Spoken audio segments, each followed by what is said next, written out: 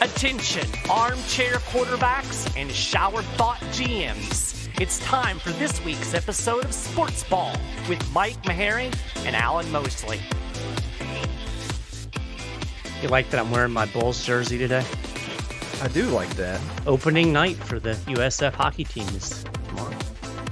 Boy, we should do a quick instant poll. Who are you watching tonight? USF hockey or Rams Bills? No, tomorrow night. Tomorrow night is the light. Tomorrow night. Okay. All right. So you can do both. Bet the Queen can't. Guys, welcome back for another episode of SportsBall. I am your host, Alan Mosley, joined as always by Tampa Bay Sports, South Florida Sports superfan, Mike Meharry. Mike, how are you doing? I'm doing good. How are you? Doing better than the Queen is. How many times can she's not doing so good. Boy, now that football season is in full swing, we've got so much more content rolling into the show that we don't have any time. There's no time, Mike Meharry. Time. We're going to start off today with another edition of Shit Announcers Say. In this case, sometimes what shit announcers do. Oh.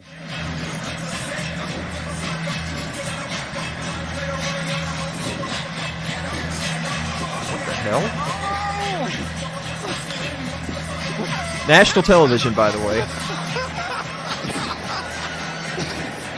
They are playing football, aren't they? What are they playing? He makes the read, and what do you know, guys? It's an orgy in the end zone. What do you know, Mike Meharry? It's an orgy in the end zone. They took it from the booth to the end zone. What's amazing is that wasn't a slip of the tongue. That's what he meant to say. Yeah, he meant to say there's an orgy in the end zone. That's what you call opening up the show with a whole lot of weird. And with that, you know what it's time for? It's time for a What's it time for? To the head.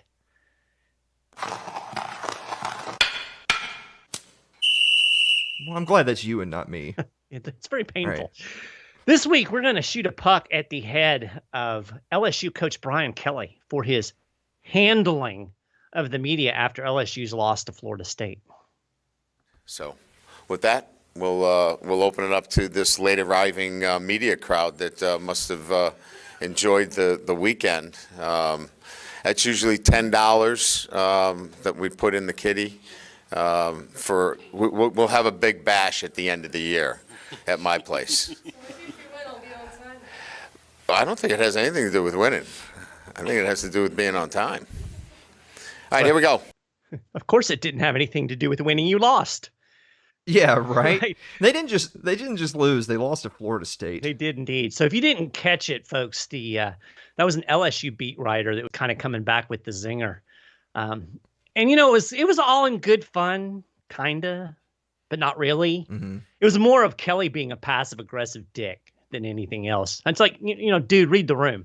Your boys just lost to a not great FSU team. And that's not going to go over well down on the Bayou. You know, dude's already gotten off to a bad foot with the fake Southern accent when he was introduced. Yes. Did you hear that? Yes, I did. He was very Hillary Clinton-esque with his accent. Yes, you know he's from like Boston, so he had a wicked bad Southern accent. Well, speaking of wicked bad, we're only 1 week in, Mike Meharry, and the Zebras are at it again. And so it is time for this week's edition of Adventures in Officiating. I love that. Josh Sanguinetti, number 19, fighting for it with him. Let's look. Well, he goes up in high points. Look at that. And again, I don't know. That looks like touchdown. That may be a touchdown. If he controlled that, is that a ball touchdown, on the way Mike? out, Like a touchdown. Coming out now, but I don't know. That's worth taking a look right. at. Let's see here. Right here. In the end zone, arms under the ball. Touchdown. Yeah, it's touchdown. I agree with you. He loses the football. Yeah. Well, that's not part of the catch process. You can see. Oh, it isn't. He's got to hold on to it when he hits. He does, both arms underneath. There's even a better look, I think, from the side. And now as he gets up, you're going to see the ball pop out. Well, that's not part of the catch process at that point. Oh, thank goodness it's not. Yeah. I just love his concentration to go high point. Review, the ruling on the field stands is called. It's an incomplete pass. Oh, my God. Holy doctor. I never saw an incomplete. Whoa. I never saw anyone say incomplete. Oh, my. Well, wow. That's a huge miss. Remember that one, folks.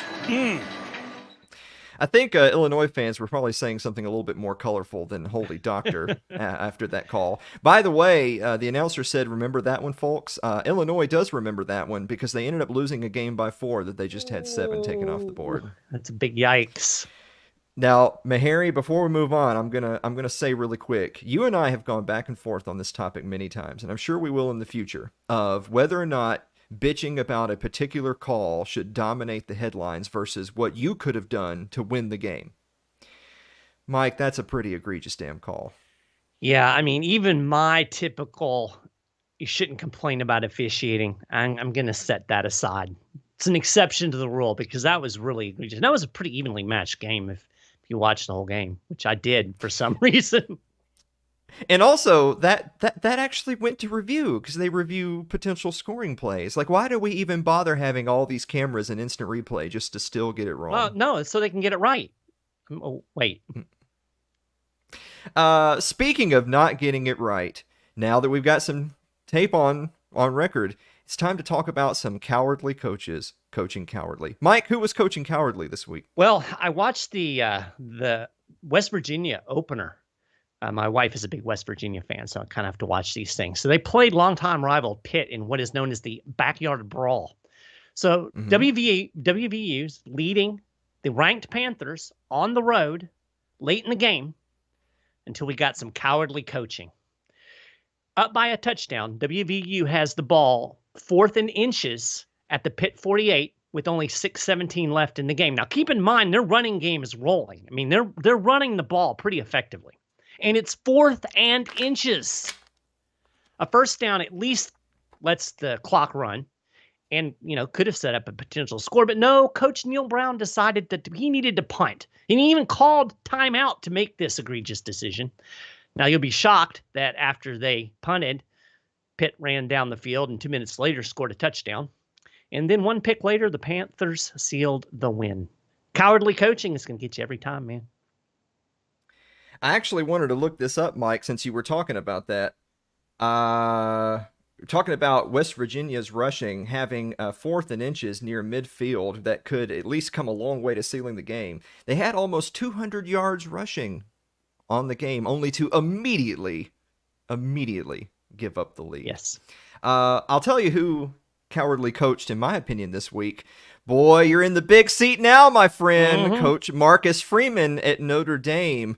Of course, we all saw that abomination of a nightcap between Notre Dame and Ohio State. Now, I'll be the first one to admit Notre Dame kept it closer than I thought they were going to. I thought this was going to be a blowout Buckeyes win. Yep. However, from the moment that Ohio State scored to take a 4th quarter lead over Notre Dame, because Notre Dame had been leading 10-7, right, they immediately go punt, give up another touchdown, punt, and end of game. But the absolute worst comes on their final possession. With barely over 3 minutes left to play, Mike Meharry, they'd go a quick 3 and out and then decide to punt the ball back to an Ohio State team who just scored back-to-back touchdowns and took an 11-point lead. And guess what? They never got the ball back again. Shocking. But even if they had got the ball back, what were they going to do with it with mere seconds left down 11? I say this all the time. I don't care that it's 4th down or long or on your side of the field, or if there's even only a matter of minutes or seconds left on the clock. Losing by 1 or losing by 100 is the same result. Yep.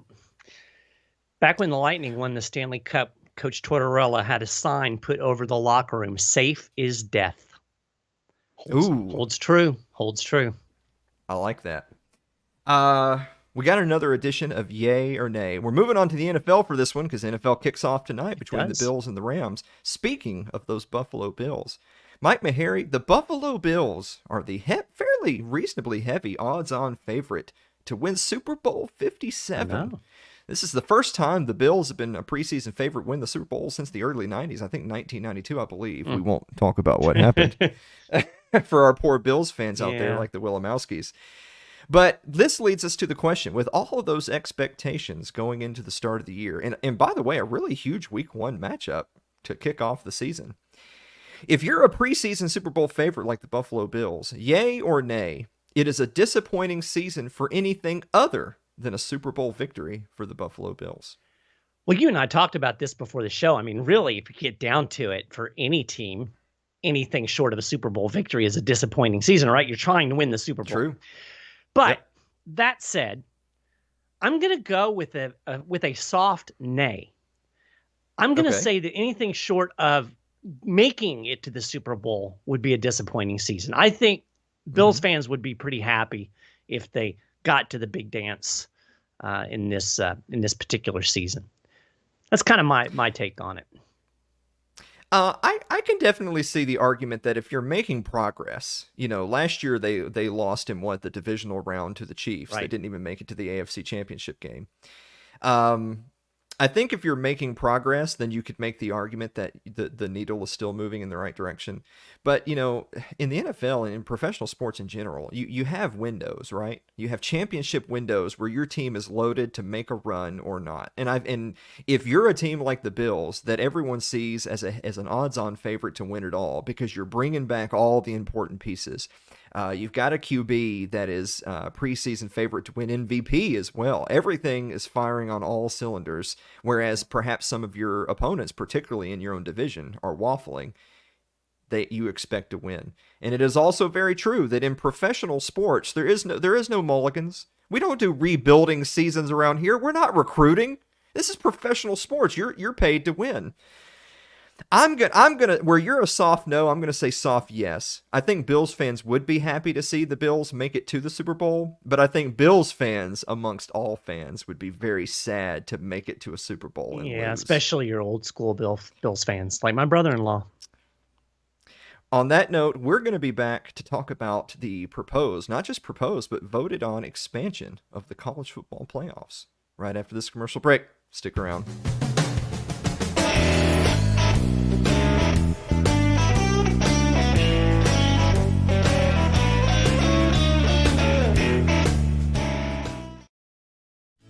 If you're enjoying this afternoon's episode of SportsBall, consider supporting the program by joining our Patreon over at patreon.com/Alan Mosley. Tune in to It's Too Late with Alan Mosley, Wednesday nights at 9 o'clock Eastern Time on your favorite video platform of choice. Just search Alan Mosley TV.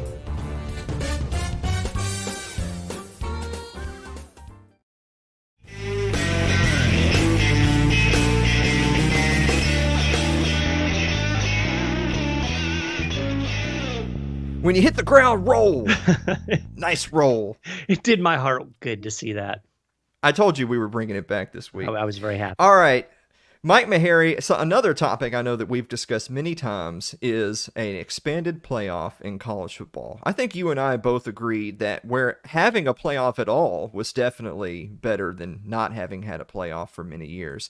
But a 4-team playoff just kind of reeked of that sort of big school elitism that sort of always existed, albeit Cincinnati did technically make the playoffs last year. With that said, the vote has been cast, and a 12-team playoff is coming down the pipe. Now, let me read really quickly what we can expect in future years, because they're looking to try to have this implemented no later than the 2026 season, although they would like to do it sooner. 12-team field consisting of the 6 highest-ranked conference champions and 6 at-large teams. The top 4 seeds will receive a first-round bye. Those are reserved for the highest-ranked conference champions. In this model, Notre Dame will not, or any other independent for that matter, will never have a chance at a first-round bye because they will never play in a conference championship game. Take that, Notre Dame. Yeah, I say get in a damn conference if you want to. We'll talk about that in a second. Seeds 1 through 4 will begin their playoff in the quarterfinals. They'll be given a choice of where they want to play their New Year's Day 6 bowl games. The number 1 seed will pick first, followed by his numbers 2 and 3. The 4 seed will receive the last available bowl. So they don't get to play at home, but they do get to play which bowl they want. So that's interesting. Yeah. Bowl games for the quarterfinals and semifinals will be rotated on an annual basis. The current New Year's Day 6 bowls are Rose, Sugar, Orange, Fiesta, Peach, and Cotton. The College Football Playoff Championship game will continue to be played at a neutral site. Kind of like Oregon and Georgia, right? Neutral site. Traditional bowl tie-ins are not necessarily a consideration in this model. While the Pac-12 and Big Ten representatives could play in the Rose Bowl, it would only be because one of those teams was slotted to the Rose Bowl and then played the other in the quarterfinals. So there would be some traditions coming to an end in this new one. Seeds 5 through 12 will be filled by the remaining 8 highest-ranked teams using the college football playoff rankings and allowing for 2 conference champions. The 5 seed will play the 12 seed, 6 and 11, yada, yada, yada. Right. First round games will be played at the higher seeded team, either on campus or at another location designated by the host team. So they will just straight up play home games, albeit they're not getting a bye like the top 4. Right. Now, some really quick. Actually, Mike, I'll let you go first. Just really quick, 30 seconds to a minute, just brief reflection. What do you think about the new system? Well, first off, I'm just absolutely thrilled at the prospect of having a more legitimate playoff scenario. Now, of course, you're still going to get a little bit of the debate of those bottom teams, but huge improvement, and thank goodness we're going to have a playoff that's not just Georgia, Ohio State, Alabama, and Clemson. That's getting a little tired. So I'm excited about that. I think it sounds like that the logistics of it, they've worked out pretty well. I don't really have a whole lot of problems with it other than, if I was a Notre Dame fan, I might, but I'm not. So yay. I'm very excited about it, and I can't wait for this to come to pass because, quite frankly, we've had this evolution. We went from reporters basically picking the national champion, which was ridiculous, and then we went to this kind of a 2-team championship, and then we went to the 4-team playoff. Now, finally, after all these years, they're going to get us a real playoff. About damn time. That's what I say. Well, I'll play devil's advocate and roll through some of the objections that you're hearing. So the first one being sort of the same thing as in college basketball. No matter where you cut it off, there will inevitably be the teams right outside that line that say, "Oh, wait a minute, what about us? Does 12 teams make sense? Should it have been less? Should it have been more?" I think 12 is a workable system. It's a little bit. I mean, obviously, you can't do what they do in basketball because of the nature of football. You can't have 64 teams. I think 12 is a good. Honestly, I figured that they would go more for an 18 playoff. So I think 12 is a good number. It sounds logistically workable given the nature of football and given the way college scheduling is. I think it's a pretty good number, to be honest with you. I don't know that you could do more. And I certainly don't want less. So, well, it's interesting that you said they could have perhaps done with 8, but 12 seems like a good number. There's some people are saying that, well, if you're going to have as many as 12 teams in, and particularly look at the current college football landscape, if the SEC say has an undefeated champion and another team that just lost the championship, and then say another couple of teams, perhaps in a stacked SEC West that both have, say, one loss, both to, let's say, Alabama, just hypothetically. If all those teams end up making it into those top 12 teams, then for one, is the rest of the country going to be happy seeing like a third of the entire college football playoff be from one conference, in this particular hypothetical, the SEC? Or two, in that case, did the conference championship even matter? Oh, well, I think the conference championships still matter given the way the teams are placed, where you're going to play. Home field, neutral field, pick of bowls. So obviously the championship would have some relevance. As far as the conferences, I mean, just be better. Just be better. I mean, it is very true that teams always play in a 12-game system. You're playing 8 games within your conference, and then you're playing 4 out-of-conference games. SEC teams, I know for a fact, do that. Well, look, nobody forced you to have an out-of-conference game against Elon or Duquesne or the Citadel, for our Auburn fans out there that got hosed one year. No one said you had to, or I'll use my UT as an example. Everybody knew they had so many wins already built into the season because we got the fighting Hawks of UT Martin for homecoming. Yikes. If UT, I don't think UT's quite there yet, but let's say hypothetically in a future season, UT is right on the cusp. And they're out of conference schedule are teams like UT Martin versus Georgia, who played Oregon in the first week of the season. That was something that you had in your own hands, or at least your athletic department did, and you struck out. there's always going to be controversy about, again, we kind of hit on this, who's in and who's out. That's always going to be a debate. That's always going to be an argument. I would much rather have that argument at 12 or even 8 as opposed to 4.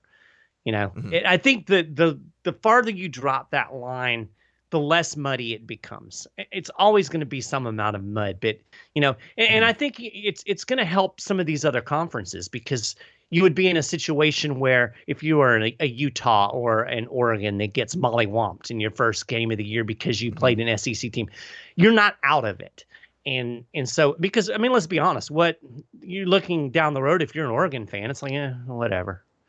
So I think it's going to help a lot of the other conferences in terms of competitiveness, in terms of making games relevant later in the season. I just think it's going to be better for college football. And of course, people that know me and know my homerism for Boise State Broncos out in Idaho. Boise State had a lot of good teams from the early 2000s on into the 20 teams. Indeed. Not quite as stacked currently as they've been in the past, but I'm sure they'll make a comeback. But Boise State was the winningest program in college football over like a decade. Yeah. And you know what? When the system was in such a way that you had to be in the top 2, guess what the highest ranking they ever achieved was? 3rd. That's a 3.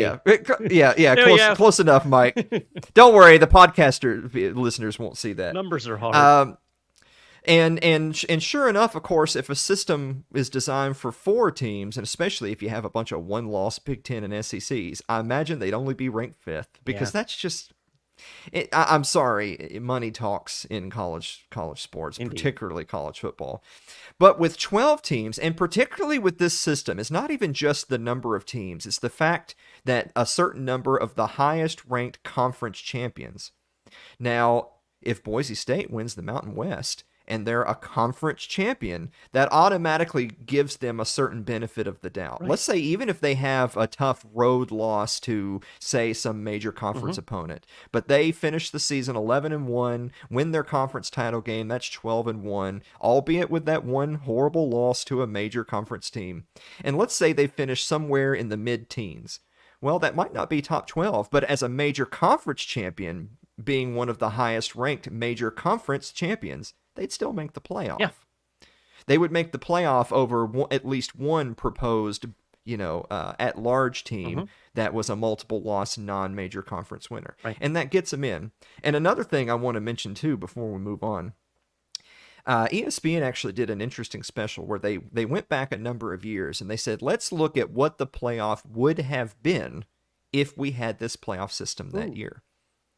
Now, during that time, if I think they only went back to 2014, there was one mid-major that I think still didn't get anybody in. I want to say that it's the Sun Belt, but I could be wrong, because I think technically Coastal Carolina would have finished in the top 12 in one of those, or somebody like that. There was only one teeny tiny mid-major that had 0 teams. Every other conference at least had one. Yeah. At least had one representative. And that puts a smile on my face. Why not? Right. If you're and using my Boise State as a perfect example, I believe it was 2006-2007, the year that they won their first BCS Bowl game. Remember those? Yes, Remember I do. BCS Bowl games? Yes. They won the Fiesta Bowl in absolutely dramatic fashion over Oklahoma. That was a good Oklahoma team. It was a good game. Oklahoma was a team that a lot of people felt like might have been one of or the best teams in the country, but they had an early season loss where they missed multiple chip shot field goals. And that Oklahoma team lost to Boise State in the Fiesta Bowl. In this system, Boise State would have been ranked high enough to not only advance a round, they would have had a first round bye. Yeah. Because they were 4th and they were a conference champion. They would have had a first round bye and then been picking their location for round 2, and almost certainly would have been matched up against a lower ranked team than Oklahoma was that season. Presuming that they beat a worse team, and then presuming they beat a team like Oklahoma in the semifinals, that would have put them in the national championship game. Indeed. And you know what? Of course, that was the year that Texas beat USC in Vince Young's final season in college football. I mean, I hate to quote my statist friends and say if you've got, nothing to fear and all that, but I mean, if Texas was the best team in college football, then they should have nothing to worry about having to play one more against Boise State. That's right. All right, on that note, Mike, it's time to put on our solemn faces. It's time for In Memoriam, where we remember a player, a team, a coach, whoever, whose sporting life was cut tragically short. Mike, who are you remembering this week? Well, today I'm remembering Poe. God rest his soul. Now, Poe is the Baltimore Ravens mascot. He was injured by a brutal tackle during a youth football exhibition during the Ravens' last preseason game. He was carted off the field, literally. Ravens head coach John Harbaugh announced Powell will be out for the season. Oh, boy. Apparently, he injured his drumstick. Really, Mike? Yeah. I'm remembering the Pac-12.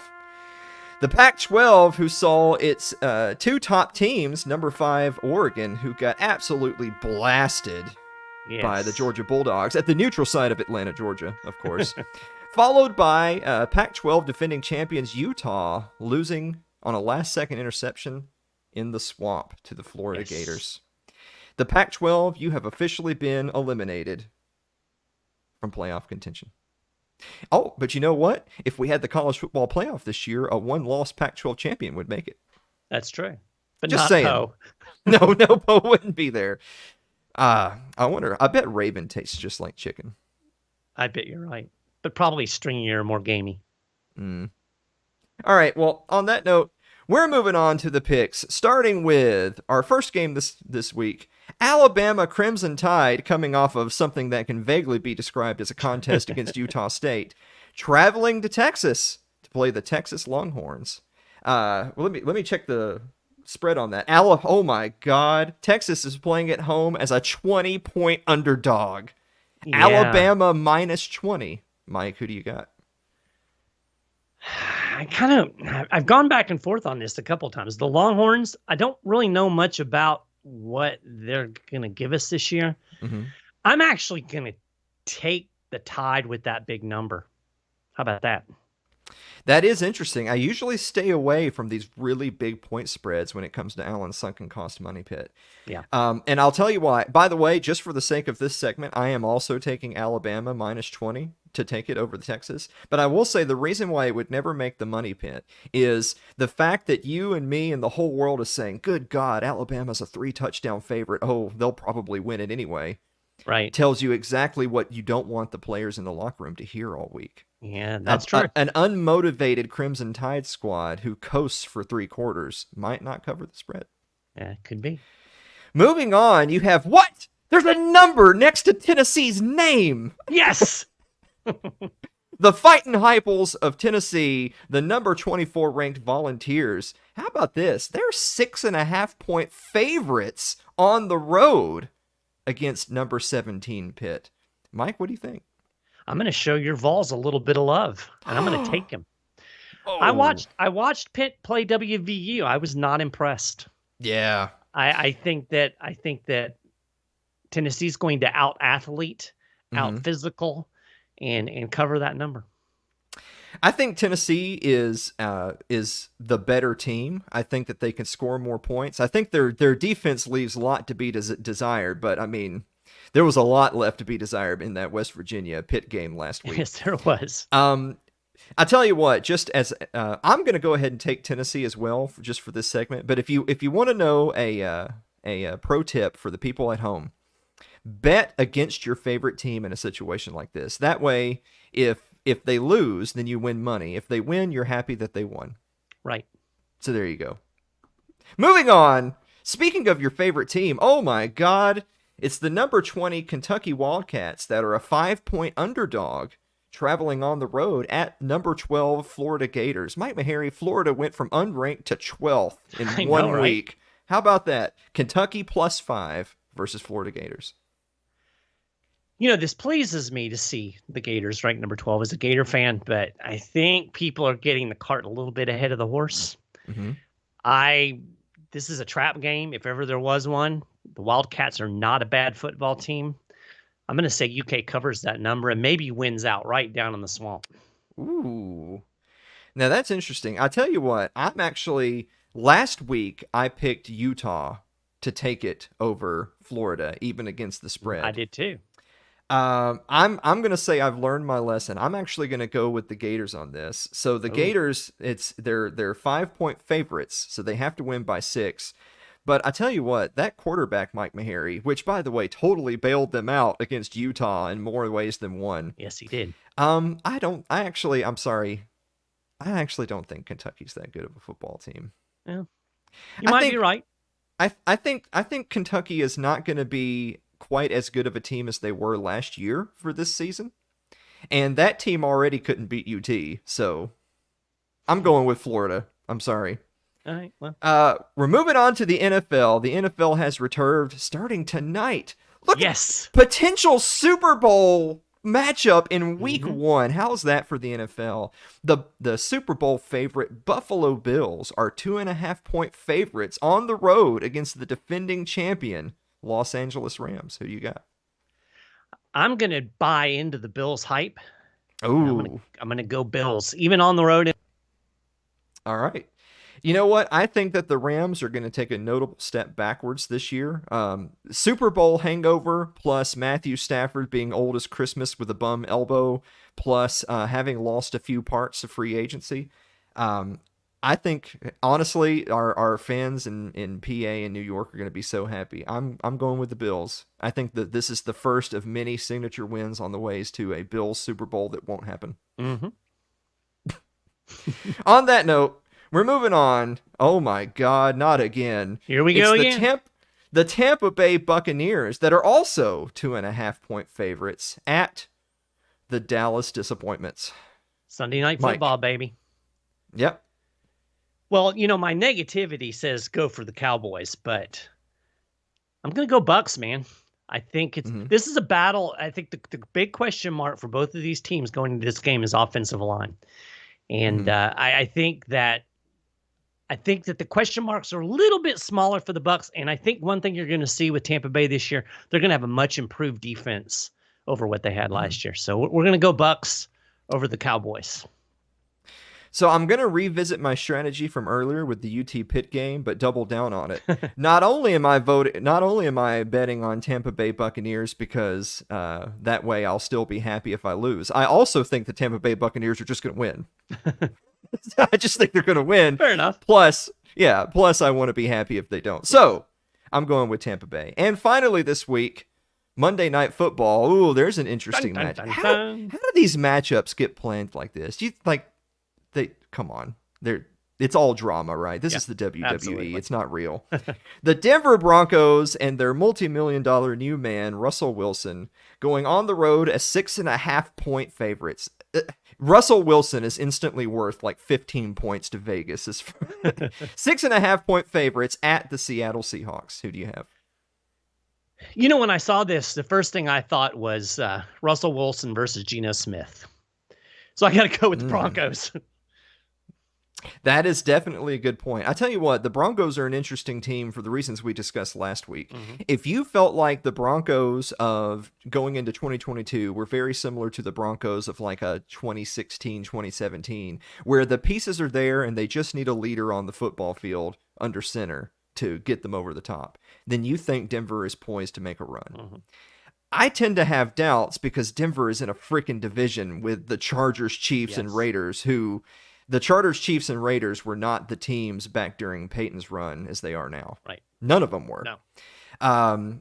On that note, yeah, I'm gonna go Broncos. I think if Russell Wilson even has a mediocre first outing, I think Seattle is in for some rough times ahead. Yeah. Probably for some years to come, and I think you're going to see the end of the Pete Carroll era. I mean, they weren't all that good last year with Russell Wilson. No. So we're going Denver Broncos. Mike, you got a final thought? Go Bulls. Go Bulls. Not Chicago, though. No. South Florida. Who are they playing this week? In football, they're playing Howard. So it should be it should be an opportunity to. So they're playing you and me. Exactly. All right. But and I don't know who they're opening up with for the hockey game. But I think I'm going to go tomorrow night. So I'll report back next week. All right. On that note, we'll be back to cry about all of our favorite teams losing as soon as they became ranked. Until then, guys, thanks so much for tuning in for another episode of Sports Ball, and we will see you next week.